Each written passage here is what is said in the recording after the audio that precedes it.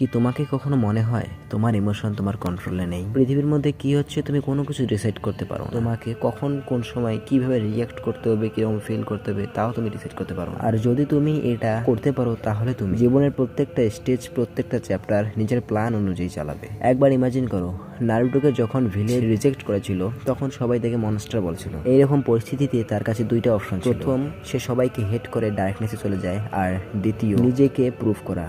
আর সে দ্বিতীয় অপশনটাকে বেছে নিয়েছে। সে নিজের ইমোশনকে কন্ট্রোল করেছে এবং সেই ইমোশনকে নিজের হাতিয়ার বানিয়েছিল। আর প্রশ্ন হলো কি নিজের ইমোশনকে নিজেই কন্ট্রোল করা যায়? আর হ্যাঁ, বাস্তবে করা যায়।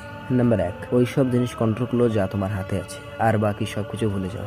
মনে করো তুমি কোনো প্ল্যান করেছিলে এবং আনএক্সপেক্টেডলি সেই প্ল্যান নষ্ট হয়ে যায়। লাইক তুমি কোথাও যাওয়ার প্ল্যান করে কিন্তু হঠাৎ করে বৃষ্টি আসায় সেই প্ল্যান নষ্ট হয়ে যায়। আর এই পজিশনে তুমি কি বৃষ্টিকে থামাতে পারবে? একদমই না। কিন্তু কি তুমি তোমার রিয়াকশনকে পরিবর্তন করতে পারবে?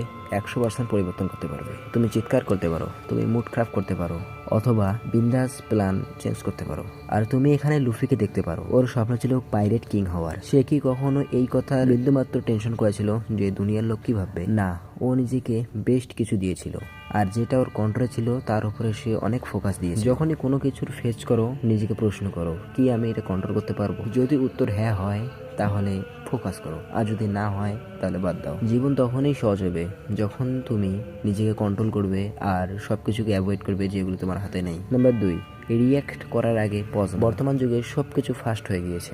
মেসেজের ফাস্ট রিপ্লাই চাই, কমেন্টের ফাস্ট জবাব চাই, প্রত্যেক কথায় রিয়াকশন চাই। কিন্তু সত্য কথা বলতে এমন রিয়্যাক্ট রিগ্রেট আনে। একবার ইমাজিন করো, কেউ তোমাকে রাগানোর জন্য একটা মেসেজ সেন্ড করেছে। তোমার ইনস্টেন্ট হবে মেসেজটার তুরন্ত রিপ্লাই দেওয়ার, কিন্তু না, 1 সেকেন্ডের জন্য ভাবো, পজ নাও। এই মেসেজে রিপ্লাই দেওয়া কি তোমার উচিত? ভালোভাবে রিয়েলাইজ করো। তুমি এই বিষয়ে অ্যাটাক অন টাইটানের ক্যাপ্টেন লেভিকে দেখতে পারো। তার প্রত্যেকটা মুভমেন্ট ক্যালকুলেট থাকে, তার প্রত্যেকটা অ্যাটাক স্ট্র্যাটেজির সঙ্গে হয়। কখনো সে ইম্পালসিভলি রিয়্যাক্ট করে না, সবসময় পজ নেয়, ডিসাইড করে এবং অ্যাটাক করে।